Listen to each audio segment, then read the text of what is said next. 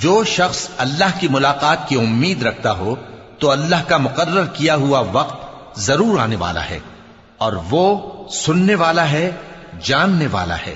اور جو شخص محنت کرتا ہے تو اپنے ہی فائدے کے لیے محنت کرتا ہے، بے شک اللہ تو سارے جہان سے بے نیاز ہے۔ اور جو لوگ ایمان لائے اور نیک عمل کرتے رہے، ہم ان کے گناہوں کو ان سے دور کر دیں گے اور ان کو ان کے اعمال کا بہت اچھا بدلہ دیں گے۔ اور ہم نے انسان کو اس کے ماں باپ کے ساتھ نیک سلوک کرنے کا حکم دیا ہے۔ اے مخاطب، اگر تیرے ماں باپ تجھے مجبور کریں کہ تو میرے ساتھ کسی کو شریک بنائے جس کی حقیقت کی تجھے واقفیت نہیں، تو ان کا کہا نہ مانیو۔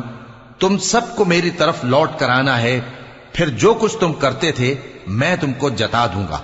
اور جو لوگ ایمان لائے اور نیک عمل کرتے رہے، ان کو ہم نیک لوگوں میں داخل کریں گے۔ اور بعض لوگ ایسے ہیں جو کہتے ہیں کہ ہم اللہ پر ایمان لائے، پھر جب ان کو